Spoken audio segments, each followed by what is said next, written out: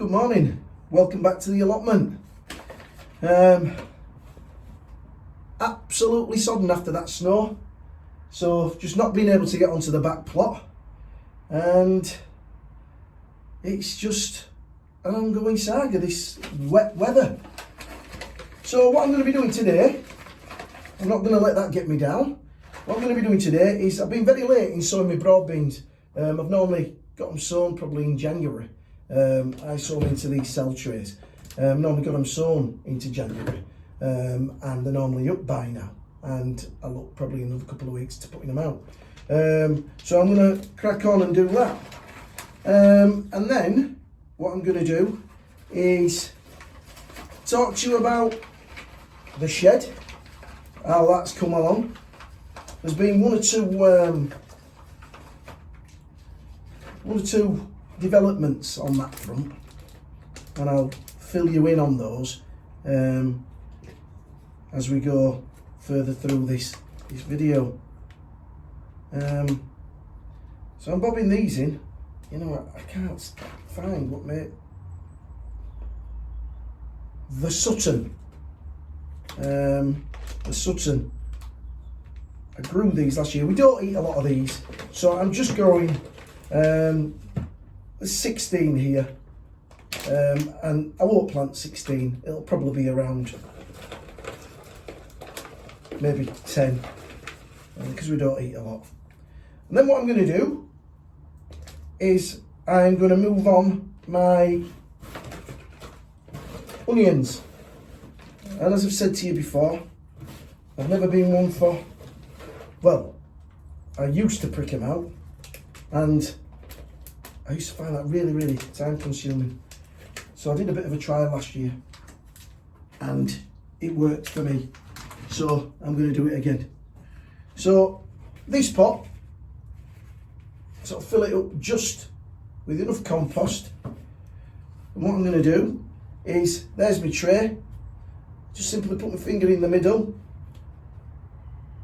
get them out, and lay them like that. So they're just laid. I know these are, I think these are the red flash, because they've got this lollipop sticking. Very much the same. You've got to make sure that these are damp, because if you do it when they're dry, what happens is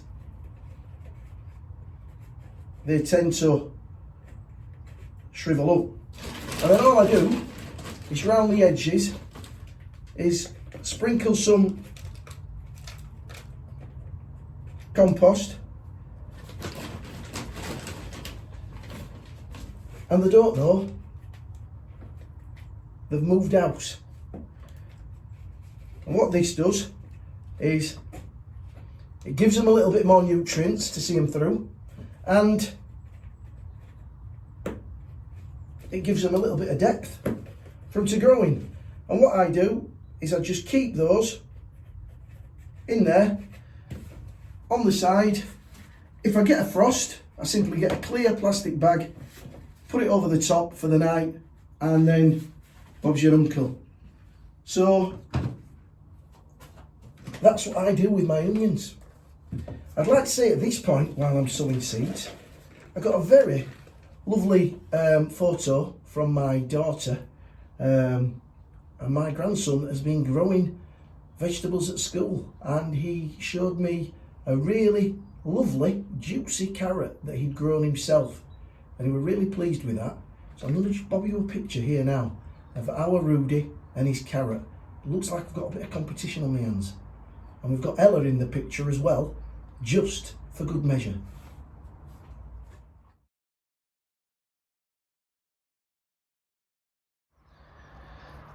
As I said, we've had a couple of inches of snow, and we've had rain all day yesterday. Well, I say all day yesterday. Yesterday afternoon. Oh no, I'm going to get soaked here. I've got my boots on. Yesterday afternoon. And yesterday evening, and I'm just absolutely saturated. But I said that we had a bit of a development with the shed, and I'll take you. So, the reason why things have developed now, and issues that have happened over the last, I'd say, week or so. So the other week we had, I think it was Monday and Tuesday, we had people break into the stores again, but this time it was slightly different. What they did is they broke in and lit a fire and started cooking food and everything, but when it was discovered, there was all the ashes and the burnt wood and everything outside of the fire, which could have been really, really dangerous.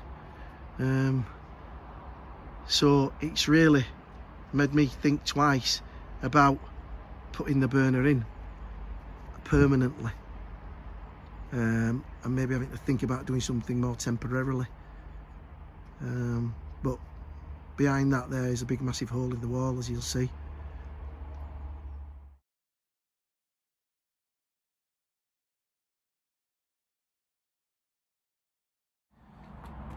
Fortunately enough, they didn't go into my shed. They went into virtually every shed on the far side of the plot, and all the outside sheds at this side here. So it just made me think, and also went into Joe's plot, who's got a log burner in there, and that had been lit.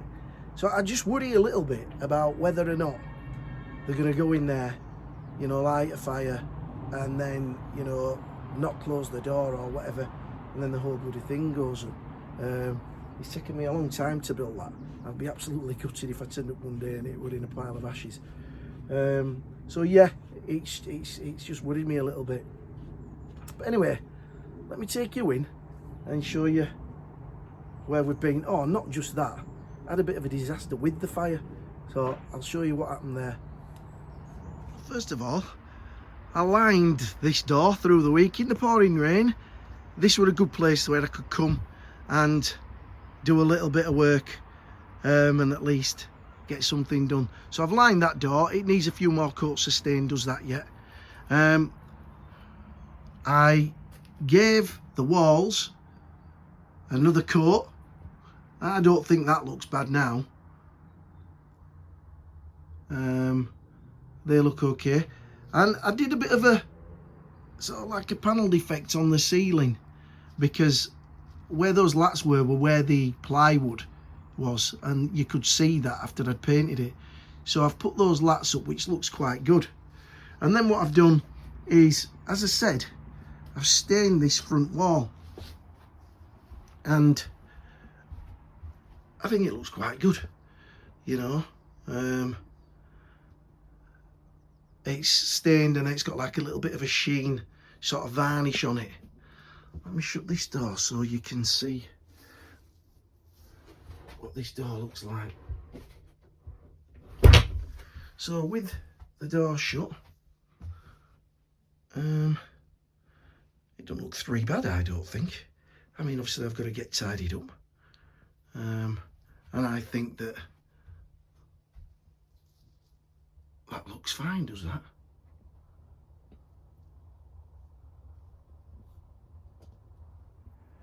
So the incident with the fire, this fire that we've got in here. So you can imagine, you know what I'm like with painting, you know, I'm not the most patient of people. So I've got a full hour painting these walls, and I thought, right, I'll start and put first coat on the sort of stain on the front wall. So I got this part done, and you know, I'm not one of them people that looks and thinks, oh, it looks nice, this, it's real. I'm one of them, I just want to get it done. I just want to get it done. It drives me mad. So you can imagine, I've been at it an hour, and I get to this part where fire is, and I thought, right, I better move that.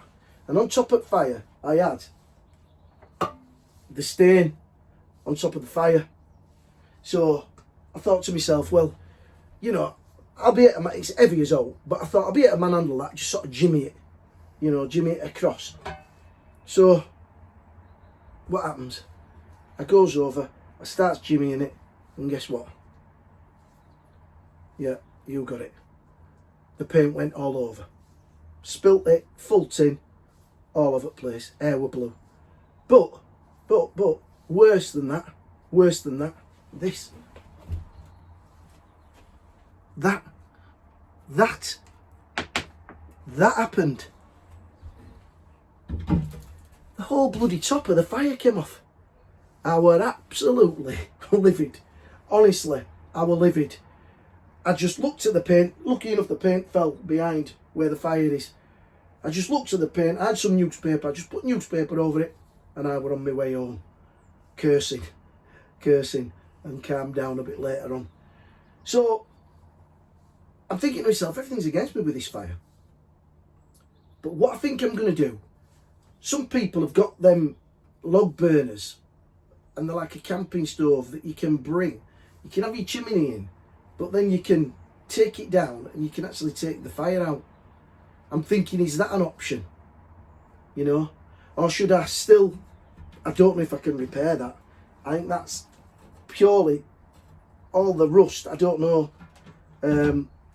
If I can't repair it, do I hang fire and wait for one of those to come up on Marketplace and pick one up for 100 odd quid and continue with my project and putting it in? You know, because one half of me says, I shouldn't let these bloody mindless thugs get away with what they're doing and let that put me off doing what I want to do down here and getting the enjoyment I want. So, things to ponder. I'd welcome your thoughts on it. I know some people have got these fires in and they're in lovely locations, idyllic locations where the threat of vandalism and people breaking in is very, very limited. But unfortunately where we are, we do seem to suffer with that. So I'd welcome your thoughts on it.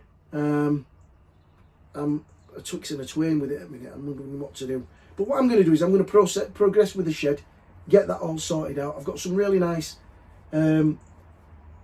ornamentation to bring down, to clothe the walls with, to make it a little bit more homely. And hopefully I'll be able to show you that next week. Right, I'm going to nip home. I'll see you up there in 5 minutes. Well, welcome back. Just got home now. I've bobbed home, quite a quick day, well, quick morning down on the allotment, because I just want to put finishing touches to my daughter's fence. Managed to put the gate on yesterday, and I just want to do finishing touches on that. But I thought while I'm here, I'll show you a bit of a chilli update really, and peppers. So these are the capsicums, and pretty much 100% germination on those, the Frigitello. So quite pleased with them. They will very shortly be going down to the pot, and they'll be double propped again, so that, well, I'll pop them on, I'll pop them quite deep, and then I will double propagate those, so as to protect from frost, but also to give them maximum light and it stops them stretching. I know a lot of people are sort of like really, really careful with how they treat the peppers and the chilies, but I've done this most years and I've done quite well. So they're ready for repotting and going down and being double propped. The Anaheim chili, not one single germination in that. So I really am keen to try those because I think they might be just right for me. They're not too hot, but they, you know, you do get that flavour. So 0 germination. I think we've had them going now over the fortnight. I'm not going to give up on them. I'll leave them on the propagator, the Super 7, and see if they do come up. But in the meantime, I'm going to go buy emergency backup seeds and have them on standby. And if I don't see no by next week, they're getting resown. And then what were these ones? Oh, the Mexican jalapeno, 0. Now these came out of this pack. that my daughter got me at Christmas. And it's in date, so I don't know, those two, the Frigidello didn't, they were separate, but those two came out of that pack, so I don't know how long that's, you know, been on the shelf, I suppose. So again, I'm going to give those another week, and if nothing happens, I'm going to get shut and resewn. These are some of my Scotch bonnet, and these are the ones that I leave to dry. We've still got a bit of drying to do yet, and then what I do is just put them in the oven, probably in another month or so. I'll put these in the oven, just get them warm, get them crispy, and then I just crush them up and I just have them, you know, in a grinder, and I use it that way. But great to see those adorning the kitchen shelf. Right, another couple of things that I've got for the garden at home. First thing I've got is a bug hotel. My neighbour over the road, really handy, made this, and he said, I went over to his workshop and he says, I can take that with you. So it's not what you go with, it's not what you come with, it's what you go with. So thanks for that, Derek. And also my daughter bought me this for Christmas, and it's a bird camera, and we have got a really good bird box just at the side of the garden bar, and the blue tits come back every single year and we watch them fledge, and the grandkids absolutely love it. So she bought this with the intention of putting it in the actual bird box. Now I was a little bit worried because I was thinking that if I put something alien in there, they might think, I'm not going to have that, and they're not going to come back. So rather than risk that, I tasked my friend over the road, the very handy man, to put together a bird box for me so that I could fit the camera. And the way this bird box is done, this bird box, is quite clever. So this bird box will actually sit like that. And the front there is obviously where the birds go in. That's screwed on, as you can see from the outside. If you take that off, the reason we've done it at this angle is so that the camera, which you can see there, has a really good downward trajectory on where the birds will be, hopefully, fingers crossed, nesting.